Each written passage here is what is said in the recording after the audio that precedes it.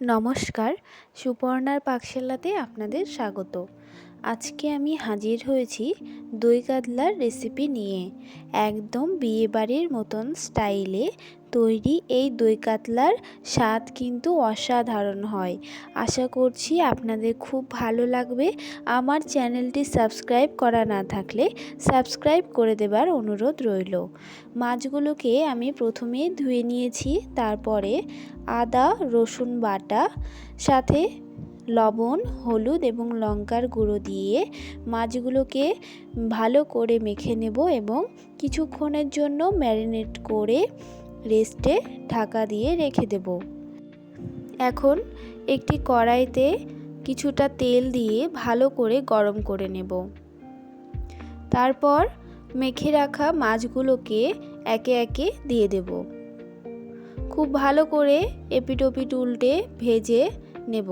আপনারা চাইলে আদা রসুন বাটা স্কিপ করতে পারেন, শুধুমাত্র লবণ এবং হলুদ দিয়েও মাছটা ম্যারিনেট করেও ভেজে নিতে পারেন।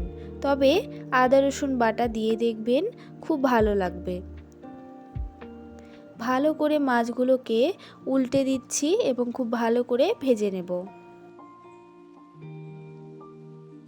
এবারে মাছগুলোকে তুলে নিলাম। ওই তেলেই এখানে দিয়ে দিচ্ছি লবঙ্গ, দারচিনি, ছোট এলাচ ফোড়ন এবং তার সাথে দিলাম সামান্য পরিমাণে জিরে ফোড়ন। এখন দিয়ে দিলাম পেঁয়াজ কুচি।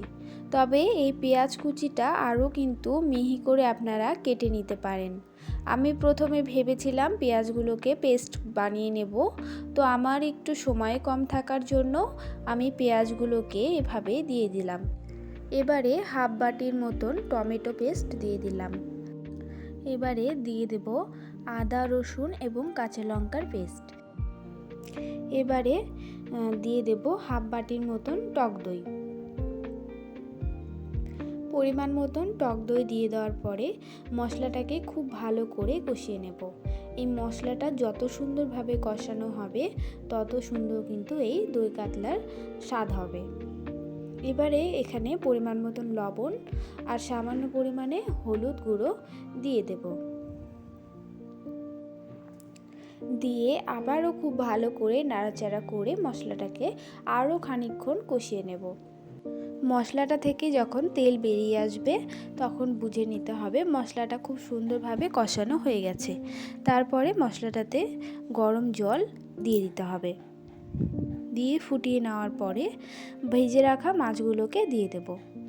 একটুখানি নাড়াচাড়া করে নিয়ে ঘি আর গরম মশলা দিয়ে দিলেই দই কাতলা রেডি। দই কাতলা খেতে কিন্তু খুব সুন্দর হয়। আপনারা বাড়িতে যে কোনো দিন বানিয়ে নিতে পারেন, অথবা বাড়িতে কোনো গেস্ট আসলে কিন্তু এটা বানিয়ে দিতে পারেন। ভালো লাগলে লাইক, শেয়ার ও কমেন্ট করার অনুরোধ রইল। Thanks for watching. ভালো থাকবেন, সকলে সুস্থ থাকবেন।